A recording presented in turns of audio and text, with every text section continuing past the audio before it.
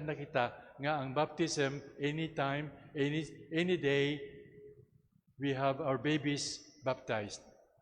In the first 700 years, baptism was only given to the adults.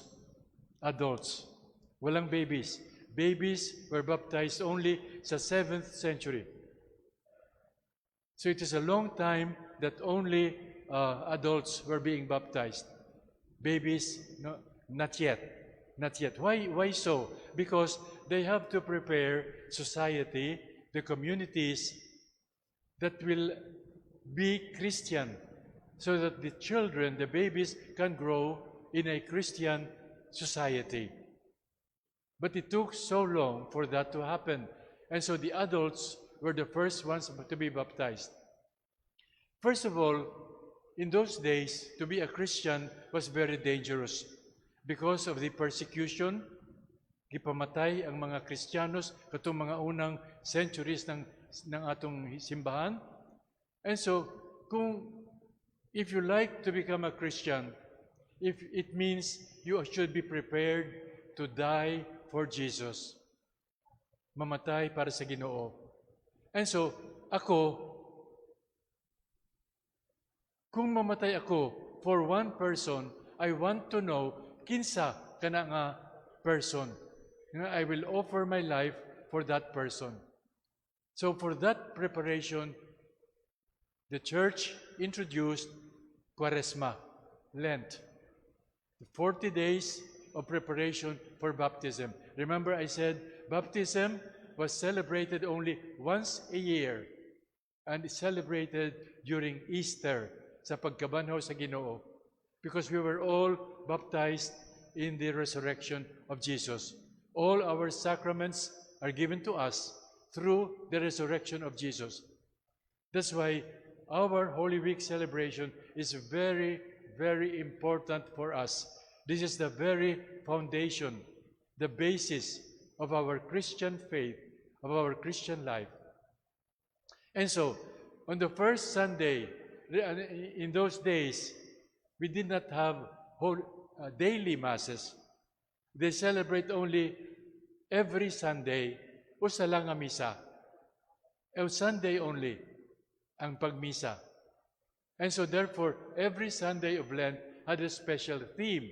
The first Sunday of Lent, you remember, is about the temptation of Jesus, pagsulay sa Ginoo. And that is, kamo nga mga adults, you have to be prepared that the life of a Christian is full of temptations, full of tests, and you have to be strong and faithful to fight whatever temptations would come to your life. That's the first Sunday. The second Sunday was about the transfiguration of Jesus. That this Jesus is God. Because in the story of the transfiguration, the Father spoke, "This is my beloved Son, in whom I am well pleased." Wala duda, si Kristo, anak sa Ginoo, anak sa Diyos. Ikatulo nga Domingo, mauna ang kinahanglan kay, the situation where the Jews were at the time were the desert. They lack water. And so we have, for our third Sunday, that Jesus is the source of living water. Mao kini ang gospel about the Samaritan woman na nakaila kan Jesus dito sa balon. And there, she was fetching water, and Jesus told her, "I am the living water. Dili ka na manginahanglan to look for water because I am the living water. If you believe in me, you will have the water of eternal life." Ikaupat na Domingo, naa naman ang miracle katong buta. Jesus is light. Jesus gives wisdom and light to our journey as Christians. So gipaayo ni Jesus ang usa ka buta.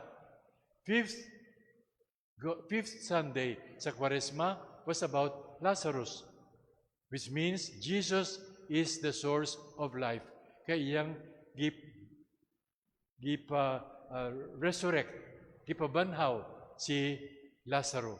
So kini will make the Christians, those who are preparing for baptism, prepared so that when Easter comes, ang pagkabanhaw, kailan na sila kan Jesus.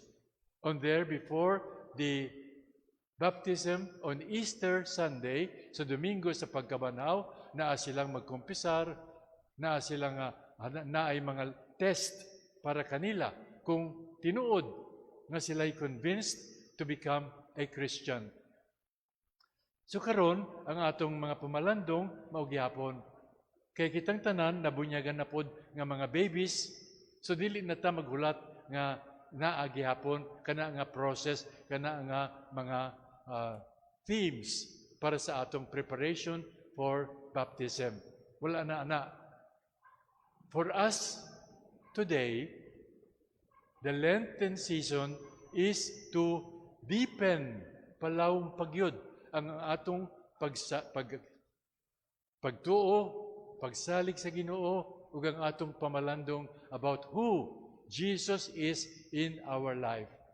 Every Sunday of Lent naa kana nga themes para ang atong pagka-Kristiyano maglawong pagyud ang ating conviction kung kinsa si Jesus, kung ang atong pagsunod kaniya.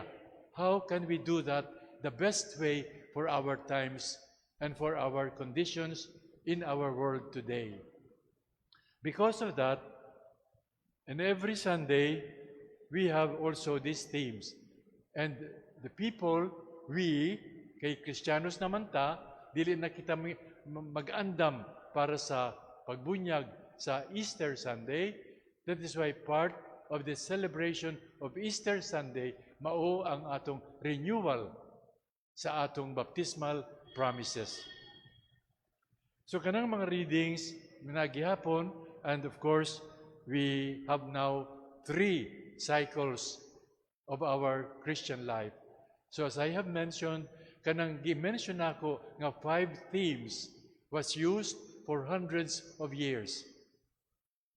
Almost 1,500, they always having that kind of preparation.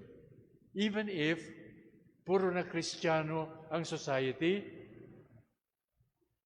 no more danger for us to fall into paganism.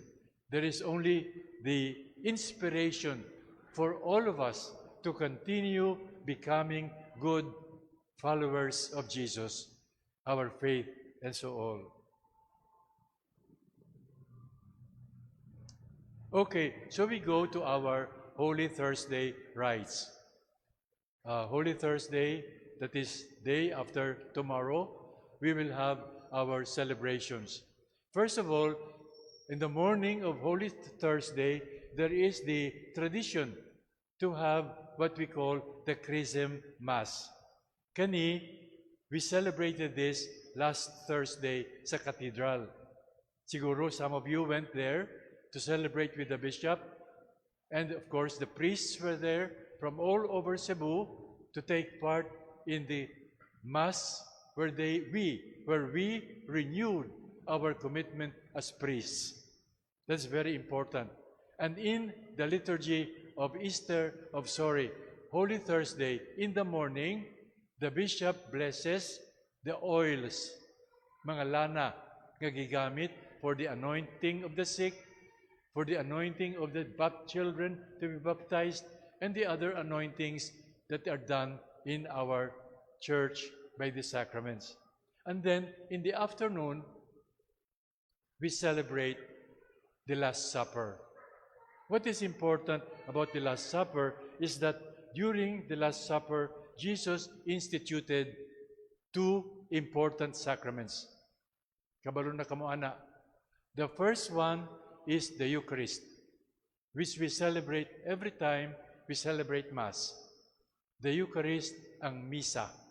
Mo kana ang pinaka-importanteng sakramento in our Christian faith. It is the basis of everything that we are and everything that we should be.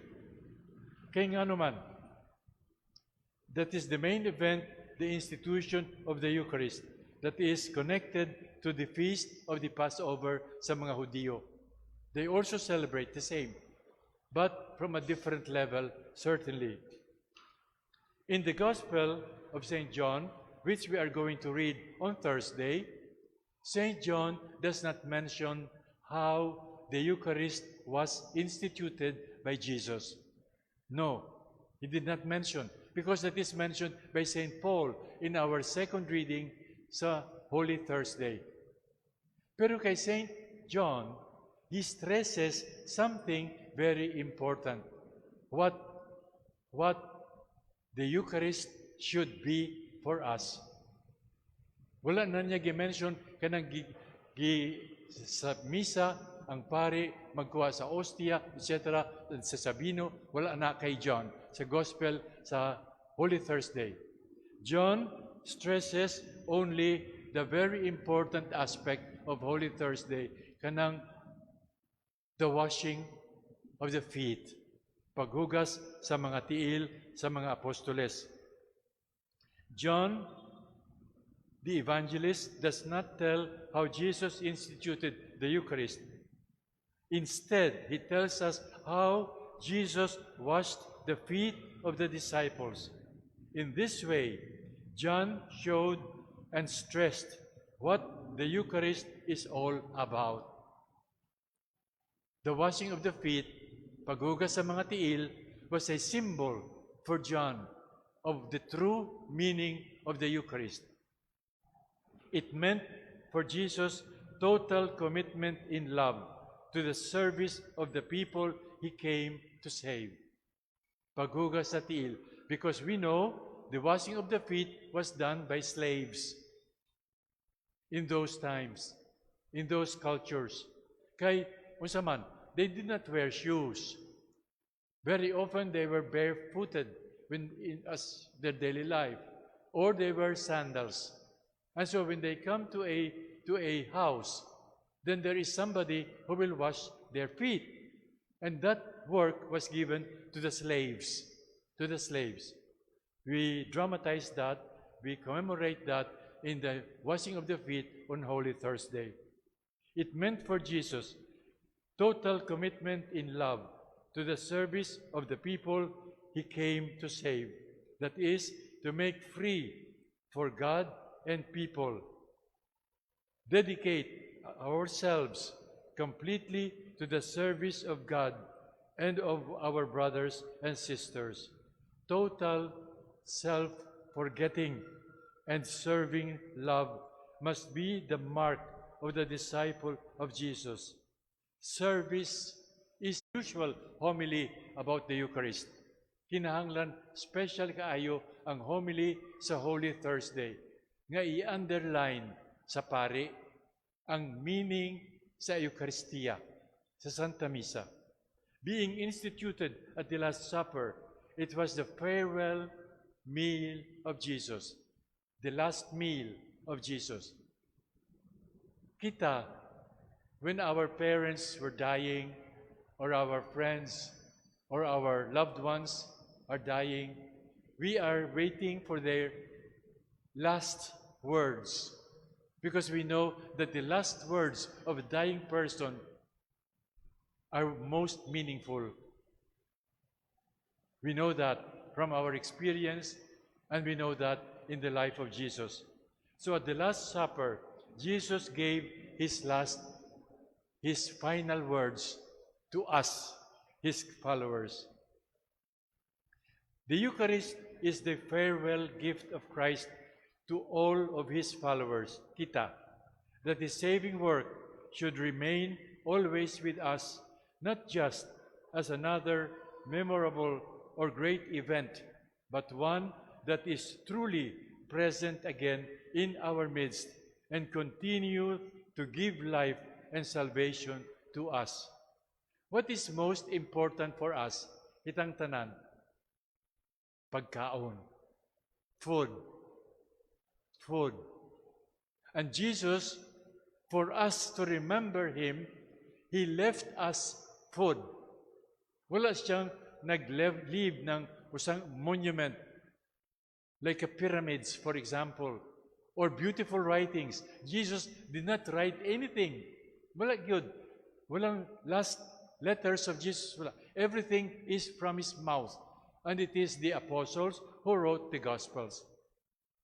But the Eucharist, ang Eucharistia, ang Misa, mao ang iyang gibilin, gihatag kanato, in order for us to remember Him. That is why He said over the bread, "This is my body." And over the chalice, "This is my blood." Telling us that whenever we celebrate the Eucharist, the Misa, the Mass, the bread will be not bread, but His body. And the wine is not wine, but His blood. Remember this when you receive Holy Communion. When the priest tells you the body of Christ, that is not bread. That is the body of Christ. Yes, it looks like bread. It tastes like bread. But that is the body of Christ. How often did that come to our mind kung mangalawat kita? Pag-ingon sa pari, lawas ni Kristo. Do I think this is the body of Christ?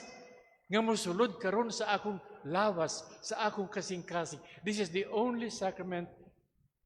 This is the only sacrament that we come in physical contact with Jesus. The only sacrament. We have 7 sacraments. Pero dili lang, sa Misa, we come in physical contact with Christ. Because when we say, lawas ni Kristo, mao kana ang musulod sa akong lawas pod. But even for us, mga kaparian, in a few years, I will celebrate my 60 years sa pagkapari. And so, Mass becomes routine, almost mechanical, because we do that every day. How many Masses I have celebrated in my life? And so when I say, body of Christ, lawas ni Kristo, it is almost mechanical. And also for me, kay pari bayako, I have also to think that this is the body of Christ. They tell the story of a priest. Nga naa siya'y doubt, naa siya'y duda. Tinuod ba ya? Nga kini, nga ostia, mahimong lawas ni Kristo? Nagaduda gyud siya. So he celebrated Mass with that doubt in his mind, whether the bread becomes the body of Christ or making the wine becomes the blood of Christ. So sa iyang pag-consecrate, naa sa iyang huna, kung tinuod ba kini nga tinapay, mahimong lawas ni Kristo. So he elevates the host. And slowly, the bread transforms into carne, into flesh, into meat. Makahadlok ba ya? Makahadlok.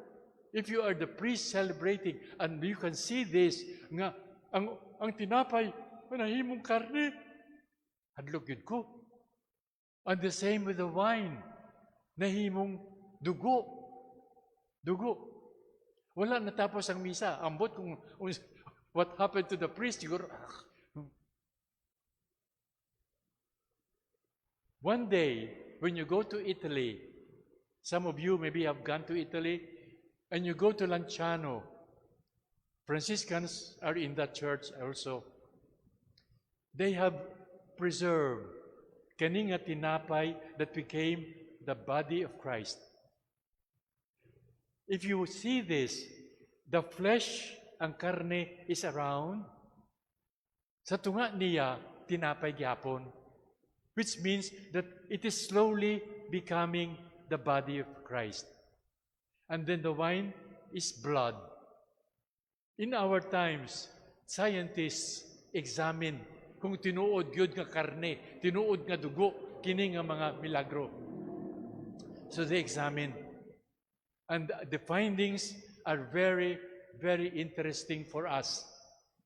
Kanang karne nga naa sa tinapay, they were able to trace that as part of the meat around the heart of Jesus. So when we receive the body of Christ, murag kanang gikuha gyud sa iyang kasing-kasing kana nga karne nga atong madawat sa atong lawas. And then the blood, they examine the blood, and it is the type of blood that is the most common type. I forgot what type is the most common, but it is not a strange type of blood, but the most common, which means that God, Jesus, becoming one of us, He became a very ordinary person. Very ordinary person. So, there are many miracles like this. The other one, most recent, is Pope Francis himself, when he was Archbishop of Buenos Aires in Argentina. One of the sacristans, or sacristan na adiri sa atubangan, one of the sacristans cleaning the church, nakakita siyang ostya sa simbahan. So, gidalan niya ang ostya sa pari. So, our custom, when we find the host or anything that we celebrate at Mass, what we do is we melt that. We put that in water until it is dissolved. And then kay we know that that is consecrated, that is now used to, we pour that sa mga tanom. Dili sa CR, sa mga tanom, out of respect sa ostia, if this is a host. So now, when they took the host and gibutang nila sa tubig, it would not dissolve. It would not dissolve. Day after day, week after week, no change at all. No change at all.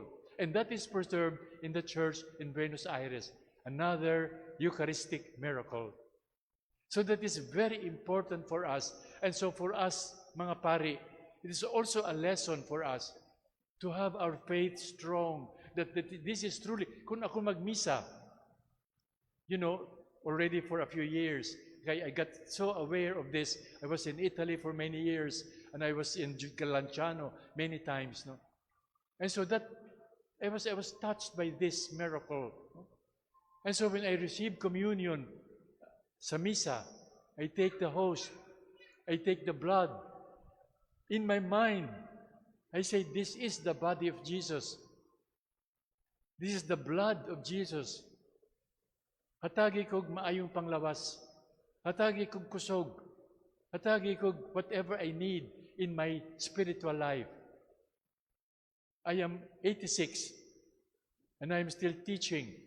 Not anymore like before, but during Lent, I was in Manila a few times during Lent to give also Lenten recollections. And so, for us, kaming mga pari, this is a challenge for us. In fact, when the Bishop Billones dito sa misa last Thursday, he challenged us. He challenged our priesthood. Kung ang among pag-alagad kaninyo, what kind of service do we give to you? Gani, sa Holy Thursday, it is very important that the priest, when he explains to the people the second sacrament that Jesus gave to us in the Last Supper, the priesthood, because Jesus said to the apostles, do this in memory of me. That is instituting the priesthood, of course. Kay kami ang magpadayon sa gibuhat ni Kristo sa Last Supper. And then there is a second quotation. As I, the teacher, the Lord, I washed your feet, he told the apostles, so you also wash the feet of one another. That is a very important sa among mga kaparian. Kay mawala ana ang aming pag-alagad sa mga tao. Lisod ba yan magpari? Especially, there are so many demands. Kami, salamat sa Ginoo, unom kami sa among parokya. Diri, daghan pud sila, 5. Pero naay mga parokya nga, usa lang ang pari.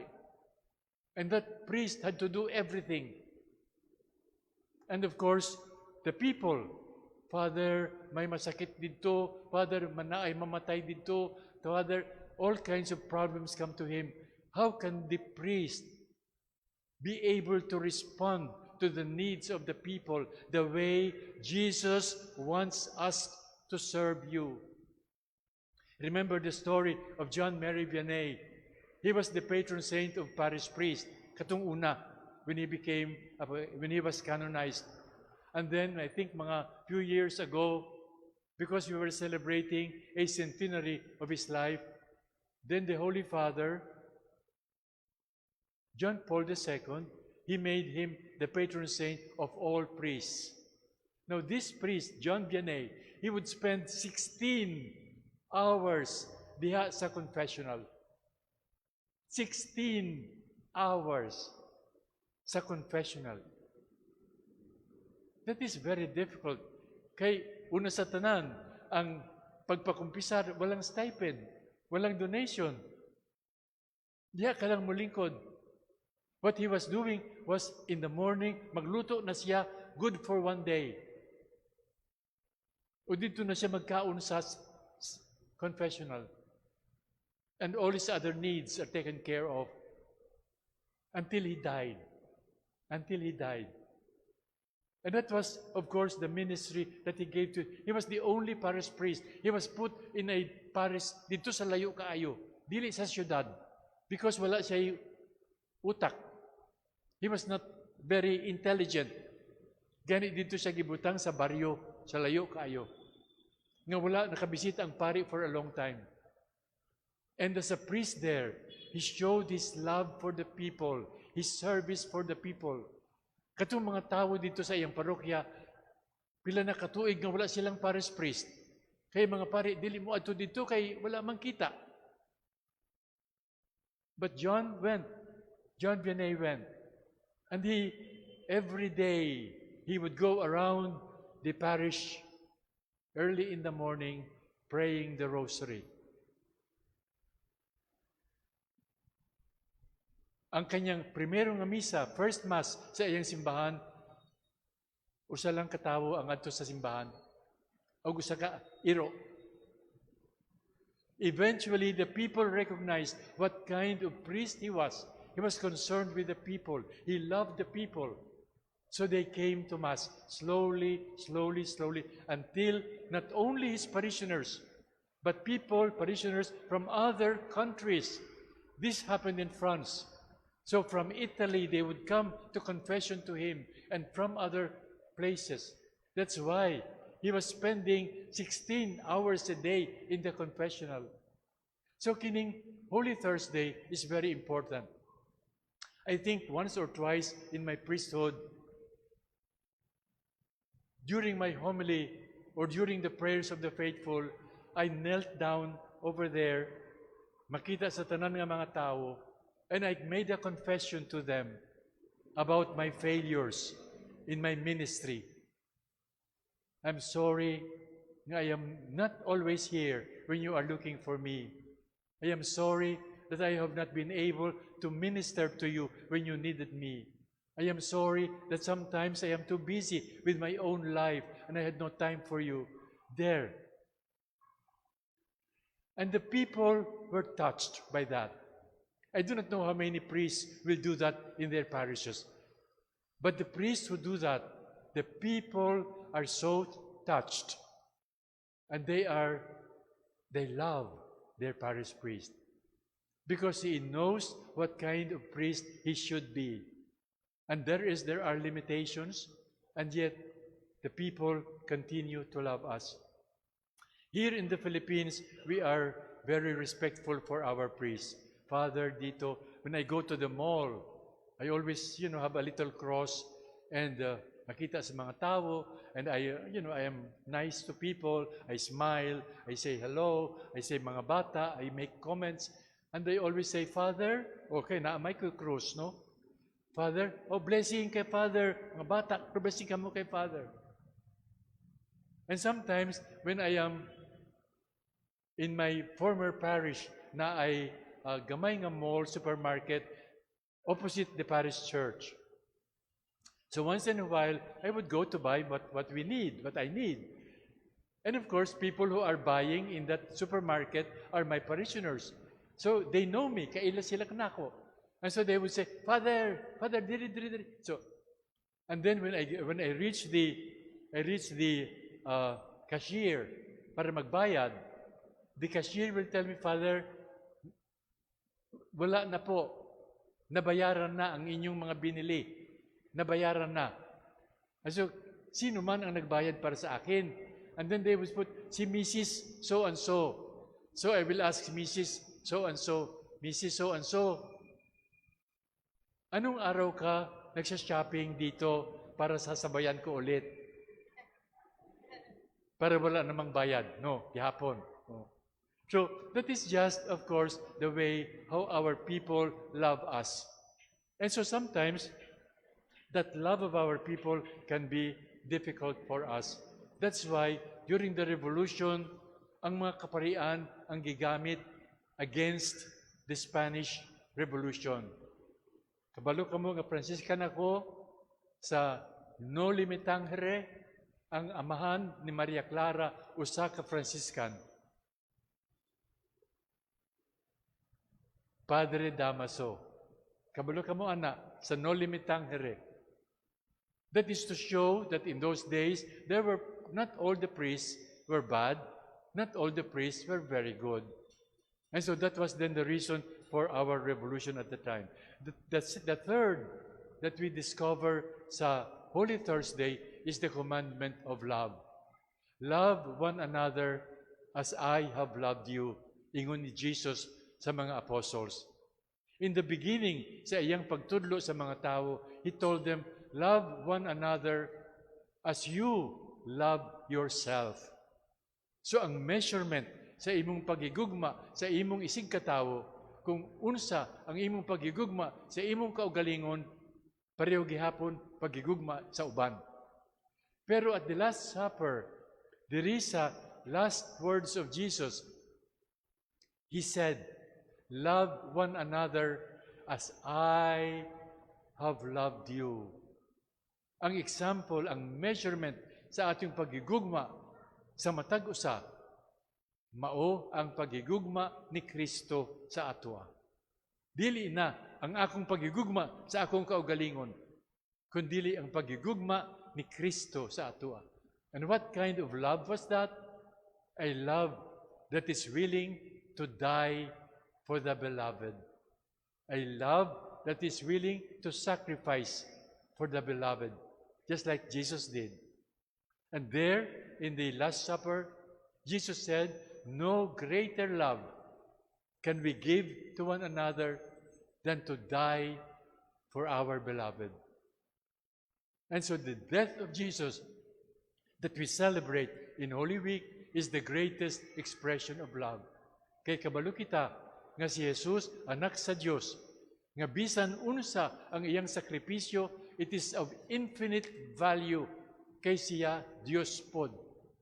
Pero pinili gud niya ang gusto sa Amahan, the will of the Father, nga mamatay sa krus para ipakita until where, until how much can we love, can His love go for us.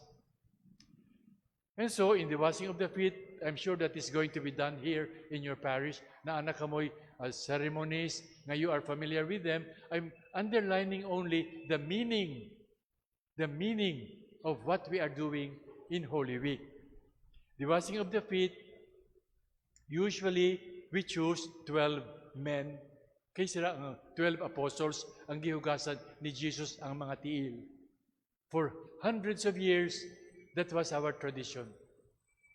When Pope Francis became Pope in 1213, sa iyang paghugas ng mga tiil at that time sa Rome, ang iyang gihugasan usa ka babaye. A big scandal para sa mga kardinal, sa mga obispo. Ang Papa nagugas ng tiil sa babaye. And not only a woman, but a Muslim woman. Pope Francis wanted to show that Jesus was the feet of all of us. Wala siya gipili, lalaki, babae, Kristiyano o dili. Wala gyud. All of us were saved by Jesus. Tanan-tanan kita. Another Pope, John the 23rd, on one Holy Thursday, adto siya sa prisuhan. Gihugasan niya ang mga tiil sa mga preso. That is the kind of washing of the feet. So kita karon, what can we do? It is no longer obligatory nga ang hugasan, 12 lamang ka mga lalaki representing the 12 apostles. No. It is up to the parish priest to decide how many ang gusto niyang hugasan nga tiil. So it should be, according to the new rule, representative ng parokya.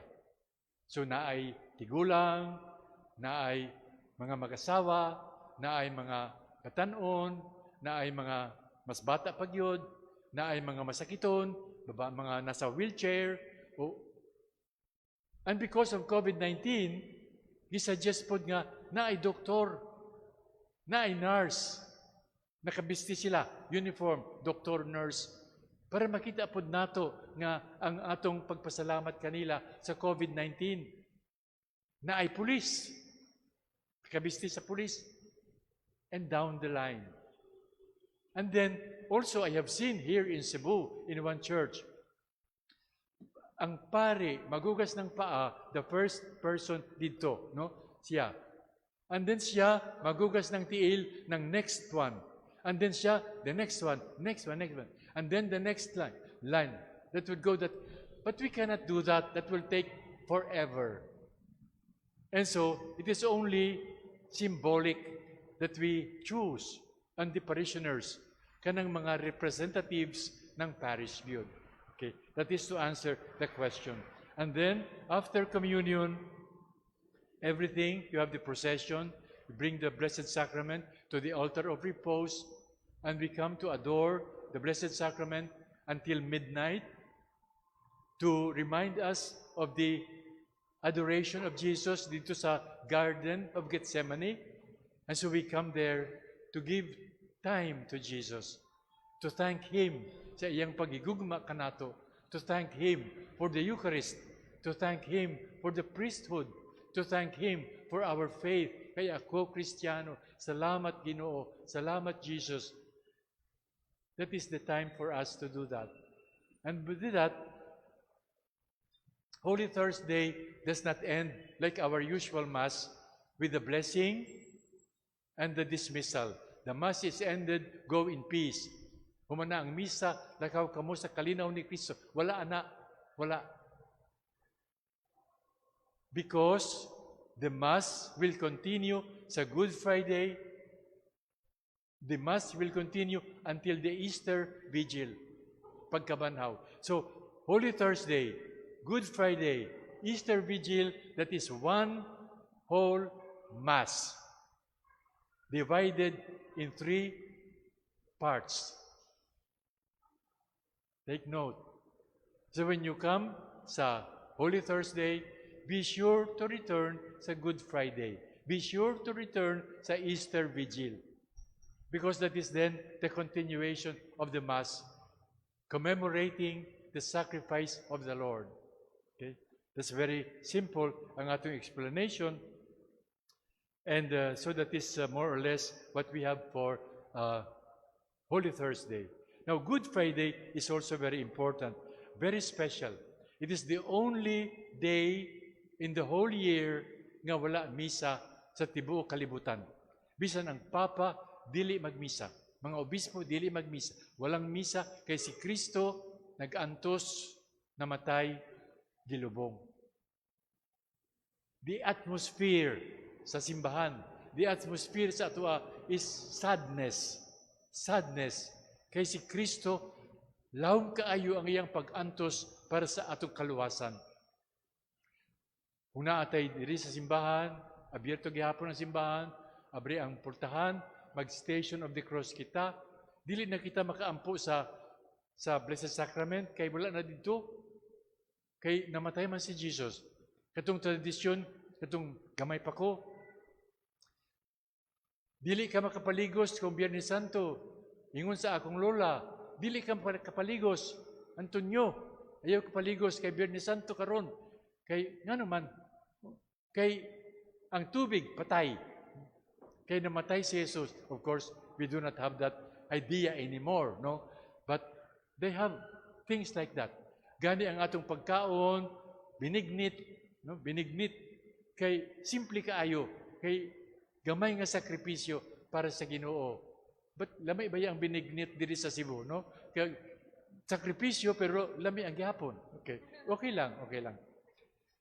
Pero abstention sa karne and all the other things. So the liturgy of Good Friday is very simple. This was started in Jerusalem, where Jesus died, crucified, died, and was buried. So dito, ang una sa tanan, ang magsugod ang misa sa hapon. Not misa, I'm sorry. It is not Mass, because there is no Mass. This Holy Thursday is continuation of Holy Thursday, Holy Friday, Good Friday, and Easter Vigil. Na anata karon sa Good Friday. Gitawag nato kini Good Friday. Sa atong ingon, we also say Biyernes Santo. Pareho sa Huwebes Santo, Biyernes Santo, Sabado Santo, Sabado de Gloria, and so forth. Anyway, it's Biyernes, Good Friday, we say in English. Good.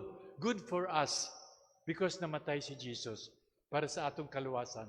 But it is not good for Jesus kay siya nag-antos og namatay sa krus.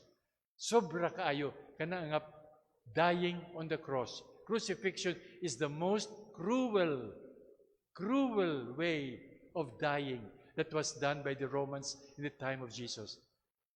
Very, very cruel. Very cruel. You cannot imagine how cruel it was. If you saw the movie, The Passion of the Christ, maybe you will have an idea. Maybe you can see the movie in Google during this Holy Week. Maybe you can see also the movie, The Ten Commandments. There are many religious movies during Lent, during Holy Week in particular. So you can watch those while staying at home, mamalandong. Our Archbishop told us that during this Holy Week, mamalandong ta. Magampo ta sa Ginoo. Pasalamat gihapon. And so, in Holy Friday, Good Friday, luhod sa simbahan, luhod lang, and pray in silence. Or, ang pare, mudapa. Mudapa. That was the tradition already in the Old Testament. Prostration, ang mga pare, Father Kim, nang siyang ma-ordain, si Bishop, nang ma-ordain siyang Bishop, they all prostrate. Mga madre, sa ilang final profession, mag-prostrate po sila. Unsa ang meaning kanang prostration? You know, when you are prostrated, nakadapa ka, you are the most helpless position. Anybody can come and harm you. You have no defense. That's one. Second meaning of prostration, that is total surrender. Total surrender to God. Ang mga pari, mga obispo, mga madre, kami, magdapa kami sa among final profession, final vows, or sa ordination, magdapa, which signifies, kung gustong ipasabot, I surrender everything to God. Wala na ako'y mahatag sa akong kaugalingon. Mauna lang kini. This is the symbol of my surrender to God. Part of that surrender is, of course, my total trust. Trust. Pagsalig sa Ginoo. Lawom kaayo ang meaning ng prostration. Gani ako, every Holy Week, I go to the sisters. Dito ako mag-celebrate ng Holy Week. And I always prostrate. I will do it again on Good Friday. And pag prostrate na ako, pag ampo, kulbaan mga madre, kaya bakin dili na ako makatindog, makabangon. Ready na sila, mutabang na ako, mo stand up. Pero kaya pa. Habang kaya, sige gyapon. Because the meaning of prostration is very important for people. But usually, they do not explain that to us. Now you know. If your parish priest will prostrate, then you know why. You know why. That is a surrender to God, to Christ. And following the example of Jesus, who gave up everything and became one of us to die for us. That is the meaning of that one. And so after that kind of entrance, we have the liturgy of the word, mga pagbasa, how we are reminded of the sacrifice of Jesus.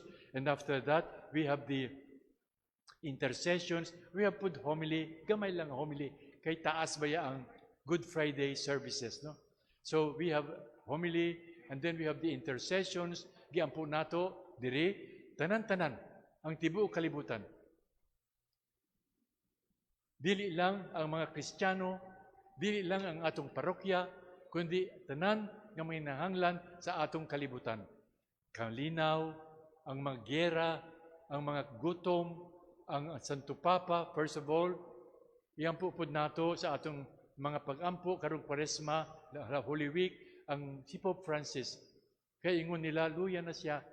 Katong Palm Sunday, wala na siya nagwali. Nagpahulay na lang siya. O katong Angelus, that is done every Sunday, wala na siya nagsulting taas gamay. Wala na.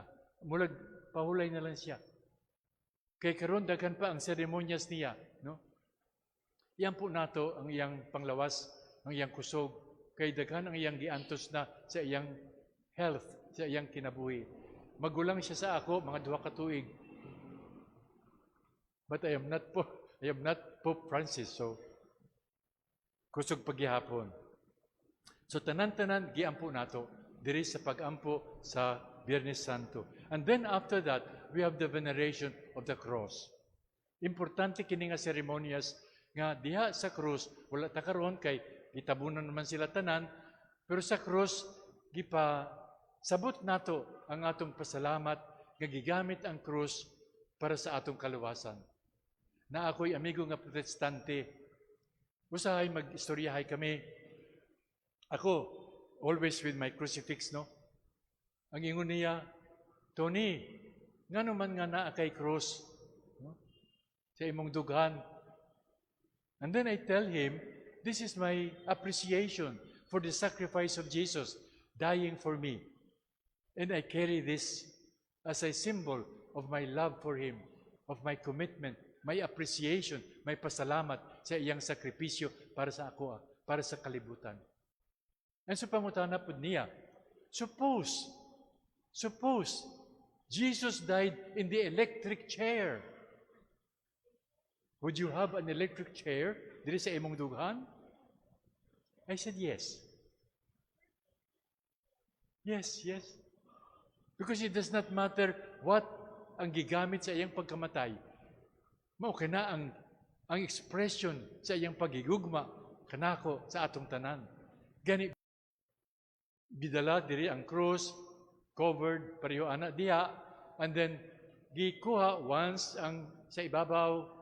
The priest is saying, behold the wood of the cross on which Christ has died. And then tanan-tanan, come let us worship. And then we kneel, luhod ta, pray for a few moments. And then second time, ipagawas naman ang usa ka braso sa krus ni Jesus. On magkanta gihapon ang pari, behold the wood of the cross, on this died Jesus, and so on. Liwat kita gihapon, we worship. And then again, we kneel, we pray. And then for the third time, this is the wood of the cross. Gikuha na tanan nga naka-cover sa iya, sa krus, o magkanta ang pari, behold the wood of dili na. So, bow na lang ta. Kung puno ang simbahan, maybe we will only allow a few to do that because it will take forever. Usually, Good Friday, puno good ang simbahan. So, a small group will do that, and then after that, the priest will just ask the people, this is the cross of Jesus, you worship and you pray. And then everybody will worship quietly pray, and that's the veneration of the cross. And then the next agendum sa Good Friday will be Holy Communion. Holy Communion. Wala nagmisa. So asa man gikan kini nga Holy Communion karon? Kinigikan sa Holy Thursday. Kaya sa Holy Thursday, the priest consecrates many hosts nga gamiton sa Good Friday. Kaya daghan ang mga lawat sa Good Friday. Daghan kaayo. And so, now, they come, they put a mantel sa altar, ang sakristan, magdalang duhang kandila, ug magsugod na ang pari, Our Father, etc. And then, panglawat na ta. The body of Christ, tanan-tanan, manaadiri. Maulang anak, kanang mga masakiton nga nanginahanglan ng mga lawat, sila puyod, makapangalawat sila. Ang naa sa mga balay, nga naa sa ato, karon diri sa atong, online, also following our recollection, they do spiritual communion. Spiritual communion. Spiritual communion is, well, what else can we do? No? That is also has value because we also spiritually we receive Jesus. Pero mas madawat pud nato sa atong lawas ang iyang lawas ni Kristo. After that, ikuha na tanan, the priest will pray a little and then he will say, he will not pauli na ta or blessing, wala pa na. Tapos ng iyang last prayer and then he leaves quietly. Humana ang atong Good Friday. Now the problem is that many people after Good Friday moadto na sila sa beach. Moadto na sila sa bakasyon. Mag-travel na sila. Kay total Biyernes Santo manaman na. Moadto na ta sa kung asa ta gusto. So we cannot stop them because very often na sila tradisyon. The family together, they go to Bohol, they go to dito sa norte, na ay maayong mga paligusan, and then wherever they want to go. So I remind them, wherever you go in the Philippines, naagyod parish church. Parish church. So please, go to that parish church and take part in the Easter Vigil. Okay? They took part already sa Holy Thursday, Good Friday. And then, Easter Vigil na lang ang kulang. So go to that church, nearest kung asa ka nagbakasyon. Kung asa ka ang imong whatever, no? Where you went with your family. Do not forget. I address that also to all of you. Because most likely, some of you will go away after Good Friday. Kay Holy Thursday, wala man activity until the evening. Gani, bakasyon na lang ta. Holy Thursday, ito sa Sagawas, and then we have something in the evening. And so now, we come to Easter Vigil. There's nothing in the whole day of Easter. Wala. For the longest time, kini nga karon fixed na ang atong Easter Vigil sa gabi. After supper, 8 o'clock, 9 o'clock, whatever. I'm sure the parish already has that program fixed. Also kanang Good Friday and Holy Thursday. And so, we come again. Kabalo na ta kay naamay kamoy schedule kung anong oras ang Easter Vigil. Now, the Easter Vigil starts with the blessing of fire. The blessing of fire. Usually, that is done outside or in any place that can be done in the parish. And then from the fire, we light the Paschal candle. Sorry, wala ko mapakita, no? Pero kanang Paschal candle nga naa dito, that was used already for baptism. But the Paschal candle symbolizes already the resurrection of Jesus. So that is lighted from the fire that was blessed. Remember again that in St. John and in the Bible, God is always light. Ang demonyo, darkness. That's why St. John tells us, you came to bring light, but we prefer to walk in darkness. Sa atong mga sala. Gani kung magkumpisar kita, madawat nato ang kalinaw ni Kristo. Madawat nato ang kahayag ni Kristo. And so kahayag is the symbol of the risen Lord. And so that is going to be given to us. Now, the priest has the Paschal candle, and he will enter the church. You are familiar with this. First, there sa may purtahan, and then some will light there. Ang ilang tanan-tanan kita, may kandila pod, no? We light from there, and then it goes in the middle. The light of Christ, thanks be to God. And then everybody will light the candle again. And then closer to the altar, again he faces you, and for the third time he will say, the light of Christ, thanks be to God. Again, you light, you spread the, that's very powerful kana nga symbol. That the light of Christ goes around, and we become lights. The light of Christ is us. And then we spread that light by our life, by our goodness, by our love. And then we come to the altar, and then there is what we call the Easter proclamation. I do not know how you do it here in this parish, but somebody will sing the Easter proclamation. We're telling the story that Christ is risen. Nabanhaw na ang Ginoo. And then he will trace the history of how God took care of us in our history, and the meaning of the resurrection for us, the source of life, the source of joy, the source of love, the source of goodness for all of us. Christ is risen from the dead. So we have to live. We cannot live in darkness anymore. We cannot live not loving people. We cannot live not forgiving people. We cannot live not taking care of one another. The whole world is new. The whole world is changed. Kay nabanhaw na ang Ginoo. Mo kana ang meaning sa atong mga pagkanta, sa atong mga dito sa Easter proclamation. And then we have the Liturgy of the Word. This is long. Easter Vigil is long. Maybe it lasts 1 hour and a half, 2 hours, whatever. It depends on how this celebration will go. And then we have the readings. The vigils are also traced from the beginning of the church. I was working in Israel, in Jerusalem, for 2 years as a missionary, mga 15 years ago.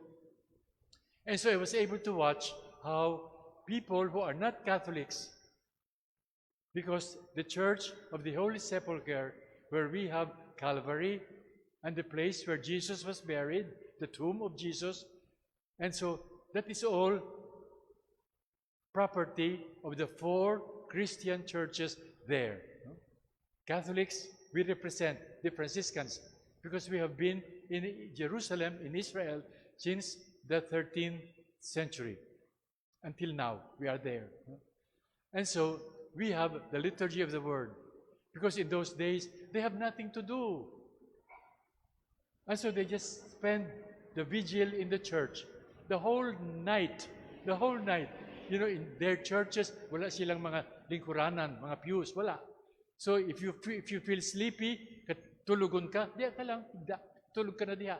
And then, makamata ka after 1 hour, 2 hours, sige gihapon, pagbasa, Liturgy of the Word gihapon. So we have the same, but shorter na. Instead of 7 readings from the Old Testament, karon permitted na, tulo na lang ang readings. Yung pinaka-importante sa 7 readings, tulo na lang. And then, after that, we sing again, himaya sa Diyos dito sa kahitasan. Remember, from Holy Thursday, we sang the himaya for the last time. And then, no more. Because mag-antos na ang Ginoo. No more reason to sing Gloria. Pero karon kay nabanhaw na siya, we will sing again, Himaya sa Diyos. And then, dito sa Holy Thursday, wala nang kampana. No more bells. We have the clapper. Clack, clack, clack, clack, clack, clack, clack, clack, clack, just to give sign for the different parts of the Mass. Now, the church, Christ nabanhaw na, the bells, tong-karong, tong-karong, tong-karong, tong-karong, and everybody's coming in to bring the candles, to bring the mantel, to take away the kanang mga nakatabon sa mga estatwa, ipangkuha na, dali-dali gud sila, dali-dali. Samtang ikanta ang himaya sa Dios kahit saan. So there is like an excitement kay nabanhaw na ang Ginoo. Makita mo na diri on the Easter Vigil. Murag unsa man nagrally na sila, no? Nagbuang-buang na, no? Kay tanan-tanan they like to move fast. It's very interesting. But we listen, and then of course the Mass continues as usual. Now, I mentioned at the beginning of our sharing that baptism in the early church was given only once a year. Once a year. Kung naay bunyagan sa Holy Easter Vigil, that is the time now to part of the baptism.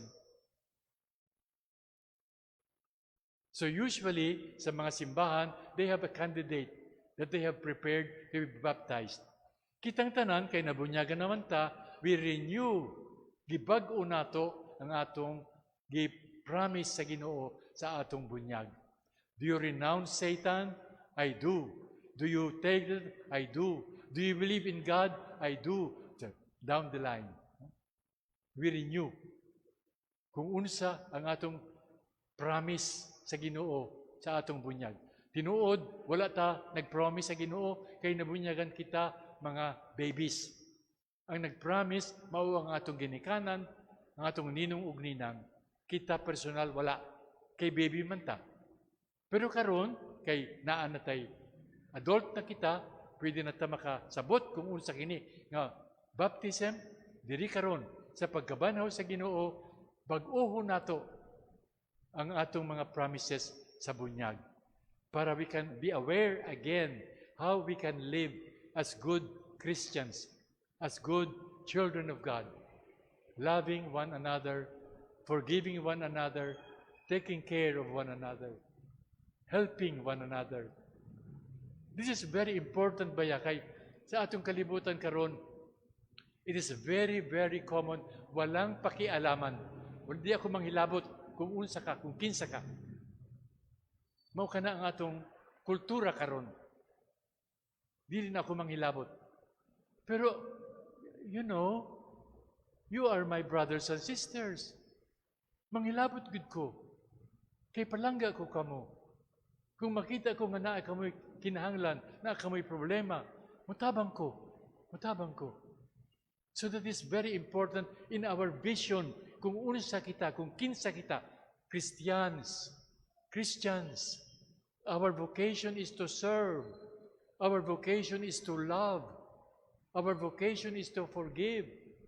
To die even for our brothers and sisters. Pero karon, as I said, so Lent, Holy Week, should inspire us to discover again who we are and what we are as good disciples of Jesus who gave His life for us. So, of course, our Easter Vigil continues. There is Holy Communion, because it's already a Mass, as usual, consecration, Holy Communion, Alleluia is sung again, and before the Gospel, as you know very well, and at the end of the Mass, the priest also will sing Alleluia. And so that's our Easter Holy Week. Daghang salamat kaninyo tanan.